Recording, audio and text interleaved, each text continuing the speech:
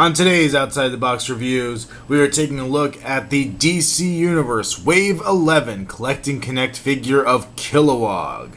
Earlier in my reviewing history, I kind of did a few Green Lantern reviews here and there. I used to have a very large collection.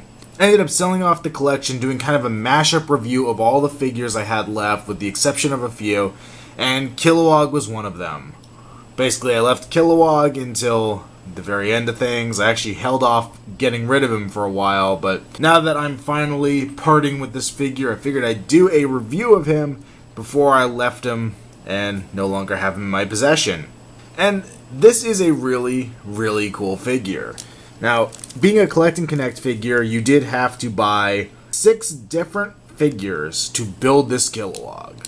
And honestly, back when I was collecting these, there was only a couple Green Lanterns in the wave. There was the Katma and the John Stewart Green Lantern. So it wasn't a very Green Lantern heavy wave. Granted, they did have the Sinestro Corps, Cyborg Superman, so there were Green Lantern related figures in there. But for wanting an actual Green Lantern collection, you didn't get all that many lanterns out of that wave. But Kilowog is a crown jewel of that set. See the head sculpt. I love the head sculpt. Just very comic accurate. I like the shapes on it. There's some good shading going on. His bright red eyes. For the longest time, I thought Kilowog was a villain in the comics when I saw pictures of him, because he just looks evil. Kilowog has like a very rough, bumpy texture around his neck, which is really cool. And there actually is a sculpted seam between his neck and the body of his costume, which is green. There's some good black wash in there, giving it some highlights. He got his Green Lantern logo on his chest. Upper arms are green. He's got the nice black and the big white gloves, which are actually a little grayish, which is kind of nice just to give some shading. Big chunky hands, a beautifully done metallic ring, lots of detail on his middle finger there, which looks really nice. And just down, he's got his boots, he's got his black legs.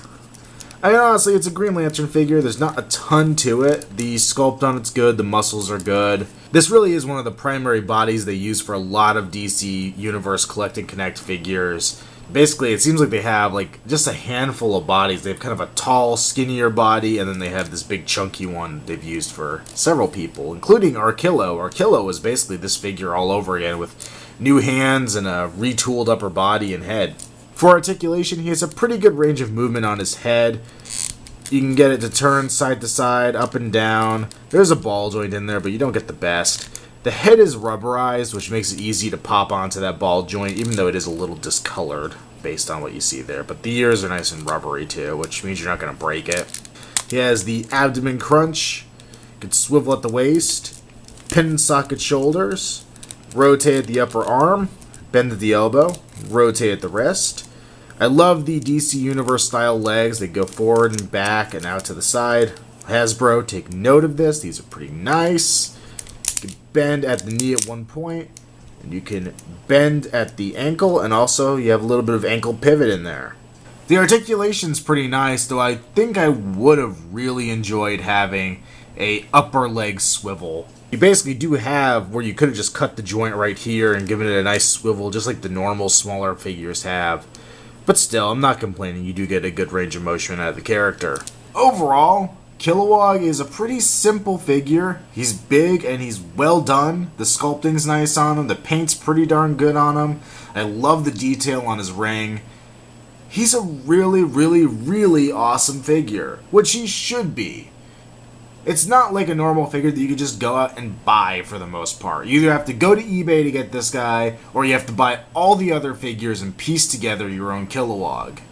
And that gets pricey. When these figures range anywhere between $10 to $20, depending on what kind of deal you might get on them. And I think even worse now if you're looking for mint and box examples. They can get pricey, and getting 6 of them together, it's not the cheapest thing in the world to build a Kilowog, and even on his own, it's actually somewhat cheaper to buy the individual figures sometimes. The prices I've seen him going for on eBay, I think I've seen him go for between $70 to $80 sometimes, which is pretty crazy. Full disclosure here, I actually just sold this guy for a little under $60.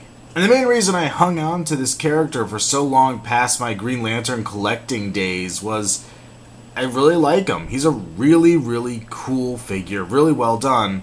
But without a Green Lantern Corps to go next to, he is kind of just an outlier in a sea of Marvel and horror figures now. So, even though I am getting rid of him, I would highly recommend, if you're a Green Lantern fan, definitely, to pick up Kilowog if you can. Because he is definitely one awesome pig. This has been another Outside the Box Reviews. Stay tuned for more.